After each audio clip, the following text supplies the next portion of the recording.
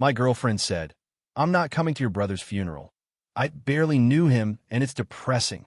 I said, "I understand."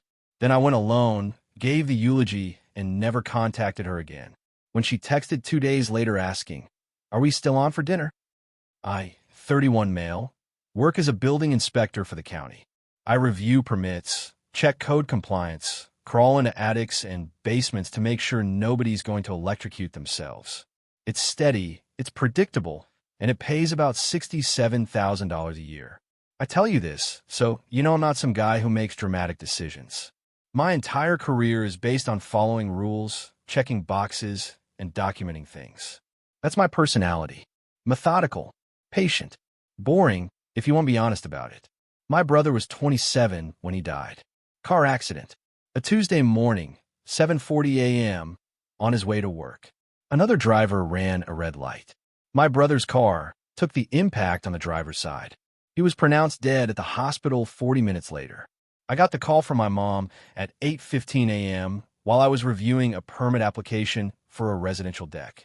I'm not going to describe what that phone call felt like because I don't have the words for it even now, and I don't think I ever will. My brother was 4 years younger than me. I taught him to ride a bike. I helped him move into his first apartment. He called me every Sunday evening just to talk, even when there was nothing to talk about, because he said Sundays were boring without someone to complain about Mondays to. He was the best person I knew. Not in the way people always say about the dead. I mean, objectively, measurably, he was a better human than most people I've ever met. He volunteered at a food bank on Saturdays. He remembered everyone's birthday. He once drove 2 hours in a snowstorm to help a co-worker who'd broken down on the highway. He was the kind of person you build a life around, not the kind you lose on a Tuesday. I need to get to the girlfriend part. I know. Just give me a second with my brother. Okay, my girlfriend and I had been together for 14 months. She works in marketing for a mid-sized tech company. Makes around $78,000. She's smart. She's social. She's the kind of person who always has plans. Brunch Saturday, drinks Friday, a concert next Thursday, a friend's birthday in 2 weeks. Her calendar was color-coded, and her weekends were booked 3 weeks out. She operated on a schedule, and disruptions to that schedule were treated like personal attacks. I noticed this pattern early. If I had to cancel dinner because a job ran late, she'd be annoyed for the rest of the evening. If I forgot about a plan she'd made, she'd bring it up for days. If I suggested staying in instead of going out, she'd say I was wasting the weekend. I wrote it off as us being different. I'm a homebody. She's a planner. Opposites attract, or whatever. My brother met her 3 times. Once at a family barbecue, where she spent most of the time on her phone. Once at a dinner where she left early because she had a thing. And once at my birthday party where my brother pulled me aside and said, "Hey man, is she always this scheduled?" I told him she was just organized. He gave me a look, this very specific look he had where one eyebrow went up and his mouth did nothing, and said, "Okay." That was it. That was the last thing my brother ever said to me about her, and it turns out it was enough. My brother died on a Tuesday. The funeral was set for Saturday. For days to plan a service, write a eulogy, help my mom function, coordinate with the funeral home, deal with flowers and logistics, and the specific kind of paperwork that comes with someone dying suddenly. I took bereavement leave from work. 3 days, which isn't enough. Nothing would be enough. I told my girlfriend on Tuesday evening. I called her from my parents' house where I'd been all day. My voice was wrecked. I told her what happened. She said, "Oh my God, babe, I'm so sorry." She asked if I needed anything. I said I just needed to get through the week. She said she understood. Wednesday, she texted me to check in. Sweet message. Thinking of you. Let me know if you need anything. I appreciated it. Thursday, she asked about the funeral details, when, where, what to wear. I told her Saturday at 11 a.m., the funeral home, dark colors. She said, "Got it." Friday evening, the night before the funeral, she called me. I was at my parents' house, sitting at the kitchen table, trying to finish the eulogy. My mom was asleep on the couch, medicated. My dad was in the garage because that's where my dad goes when he doesn't know what to do with his hands. My girlfriend said, "So about tomorrow?" I said, "Yeah. I've been thinking about it, and I'm not going to come." I didn't say anything for a few seconds. She filled the silence. I barely knew him. I met him like 3 times. And honestly, funerals are just really depressing, and I don't do well in that kind of environment. It triggers my anxiety. I'd rather be there for you after, when you actually need support. Like, we could do dinner Sunday. I'll make a reservation somewhere nice. You'll need to pick me up. She said the word depressing about my brother's funeral. My brother, who was 27 and dead because someone ran a red light. I sat at that kitchen table, looking at the half-written eulogy in front of me, and I said, I understand. She said, you're not mad? I said, no. She said, okay, good. I just didn't want it to be a thing. Call me when you're done tomorrow, and we'll make plans. Love you. I said bye. I hung up. I finished the eulogy. I didn't cry while I wrote it, because I'd run out of tears by Thursday, and the human body only has so much to give. I went to bed on the floor of my childhood bedroom because my mom was in my old bed and I wasn't going to move her. Saturday morning, the funeral. I put on a dark suit. I drove my mom and dad. We got there early. People started showing up. My brother's co-workers, his friend from college, his food bank volunteer crew. 11 of them came, all wearing little pins from the organization. His best friend flew in from across the country on 18 hours' notice. My cousin drove 4 hours. People came. My girlfriend did not come. I gave the eulogy. I talked about the bike riding lessons and the Sunday phone calls and the snowstorm drive. I talked about how he remembered everyone's birthday and how he'd text you at exactly midnight. I talked about the look, the one eyebrow thing, and half the room laughed through their tears because everybody knew that look. I held it together until the last paragraph, and then I didn't, and my dad came up and put his hand on my shoulder, and I finished. After the service, my brother's best friend hugged me and said, "Where's your girlfriend?" I said she couldn't make it. He gave me the one eyebrow look, my brother's look, I swear to God, same exact expression, and said couldn't. I didn't answer. We went to my parents' house for the reception. I stayed until 9 p.m. Drove home, walked into my empty apartment, sat on the couch in my suit, looked at my phone. No text from her. Not "how did it go?" Not "thinking of you." Not "I'm sorry I couldn't be there." Nothing. She'd posted an Instagram story at 3 p.m., a latte, and a book at what looked like a coffee shop, captioned "Me Time Whiteheart." At 3 p.m., while I was at my parents' house surrounded by people mourning my brother. I put my phone face down on the coffee table. I took off my suit. I went to bed. Sunday morning, 10:14 a.m. The text. Hey babe, are we still on for dinner tonight? I found this amazing new Thai place that has insane reviews. 7 p.m. I stared at it. The exclamation points. The insane reviews. The 7 p.m. like it was any other Sunday and not the day after I buried my brother. I didn't respond. Not that hour. Not that day. Not ever. Update 1, 9 days later. So a lot of people in the comments are saying I should have told her we were done instead of just going silent. I hear you. But let me explain where my head was at. The week after the funeral, I was barely functional. I went back to work on Wednesday because I'd used my 3 bereavement days and couldn't afford to take unpaid leave. I sat at my desk and reviewed permits and crawled into basements and did my job while carrying around a weight in my chest that made everything feel like it was happening underwater. I wasn't strategizing a breakup. I wasn't plotting revenge. I was just surviving. I didn't text her back Sunday, or Monday, or Tuesday. She texted me Monday afternoon. Hey, you alive? You never answered about dinner. She texted Tuesday morning. Starting to get a little worried. Can you at least text me back? Tuesday evening. Okay, seriously, are you ignoring me? This isn't funny. Wednesday, she called. I declined it. She called again. Declined. She left a voicemail that said, I don't know what's going on with you, but the silent treatment is really immature. I understand you're going through something, but shutting me out isn't okay. Call me back. Going through something. She described the death of my brother as something, like a bad day at work, like a traffic ticket. Thursday, 5 days of silence. She sent a long text. The gist, she was hurt that I was pulling away during a time when we should be leaning on each other.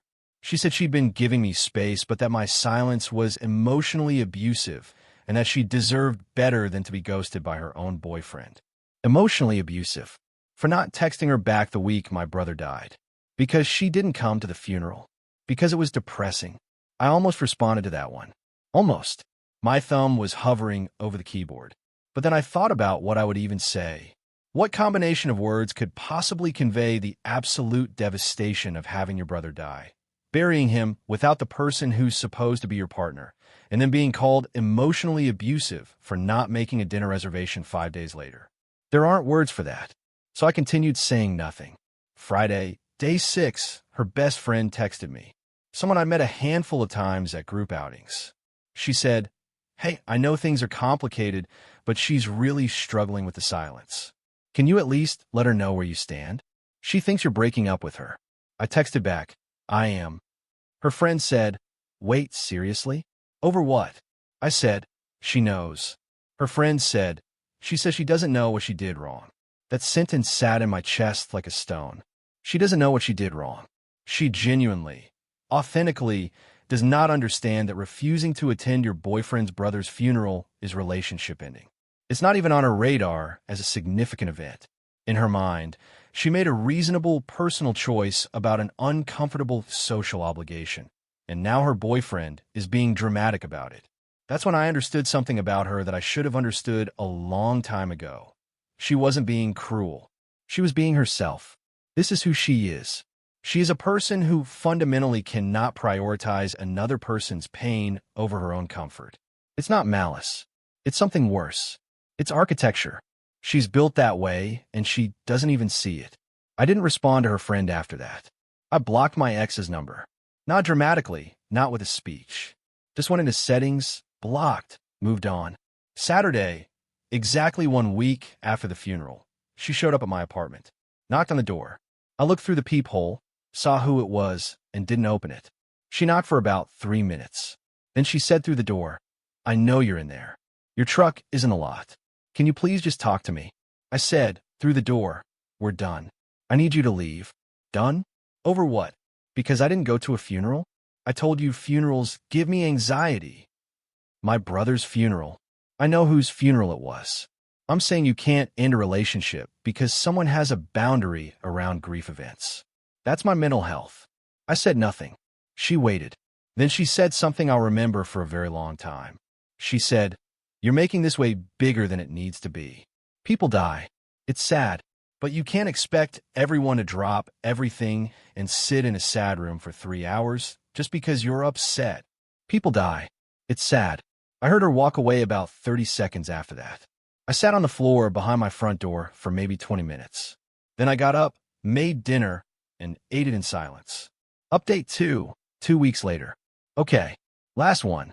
I promised myself I'd write this and be done because I need to stop carrying this publicly and start carrying it privately.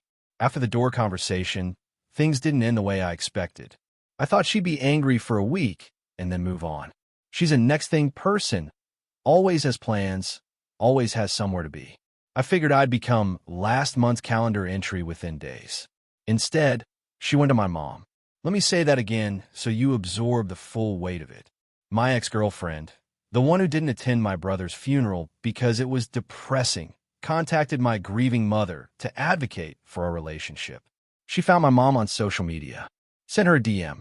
I didn't know about this until my mom called me, confused and upset, saying, "Your girlfriend sent me a message saying you're not talking to her, and she's worried about you. She asked if I could talk to you about it."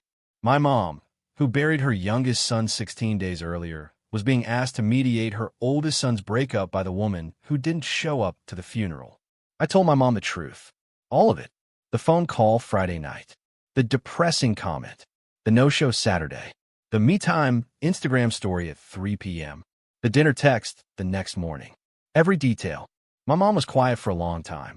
Then she said, "She didn't come?" "No, Mom. I had 53 people at that service. Your brother's co-worker who'd known him for 4 months came. The woman from his apartment building who only knew him because he carried her groceries came. That girl from his food bank group who drove 3 hours came.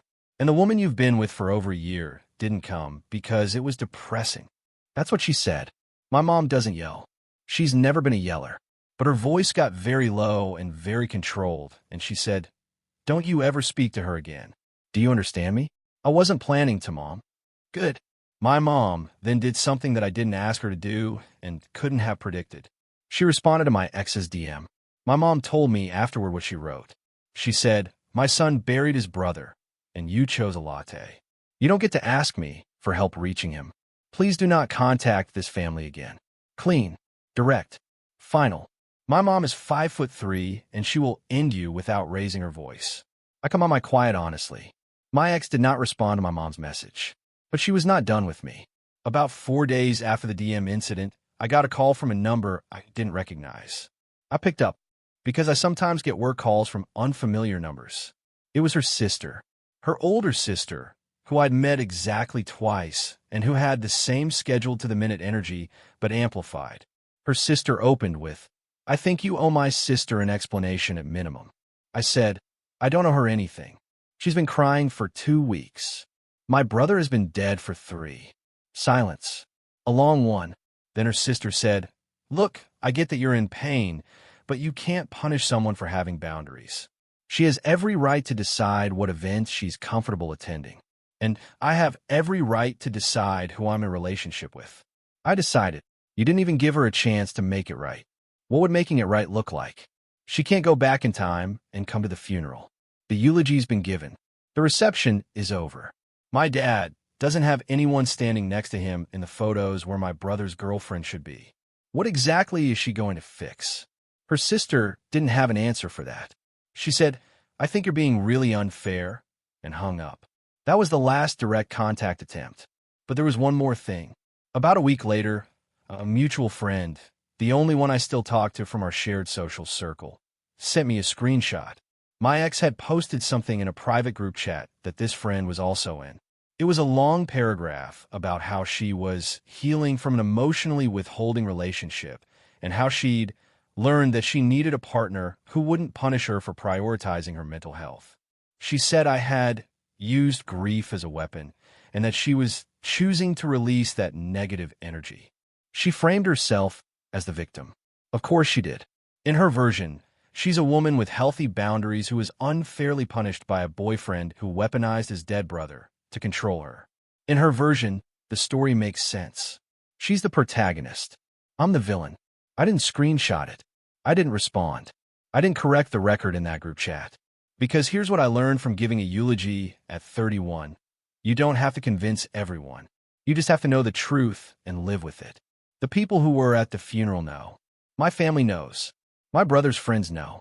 The 53 people who showed up on a Saturday because my brother mattered to them, they know. And that's enough. The mutual friend who sent me the screenshot said something simple. For what it's worth, nobody in this chat is buying it. I thanked her and left it there. That was about 10 days ago. Things have been quiet since. I don't know what she's doing now, and I don't want to know. I imagine she's still scheduling, still planning, still color-coding her weekends. I imagine she's found a version of this story that she can live with, one where she's not the villain, and I imagine she tells it at brunch with the same confidence she uses for everything else. I'm still going to work, still crawling into basements, still reviewing permits. The routine helps more than I expected. There's something grounding about checking code compliance when nothing else in your life makes sense. I go to my parents' house every Sunday now. My dad and I sit in the garage and don't talk much, which is how we've always communicated best. My mom makes too much food, which is how she's always communicated best. We're all carrying it. My brother's best friend calls me every Sunday evening now. Same time my brother used to call. He said he started doing it by accident, just habit, and then decided to keep doing it on purpose. We don't talk about anything important. Just Mondays being terrible and football picks and whatever else fills a phone call between two people who love the same person. It's not the same. Nothing will be the same. But it's something. I keep my brother's contact in my phone.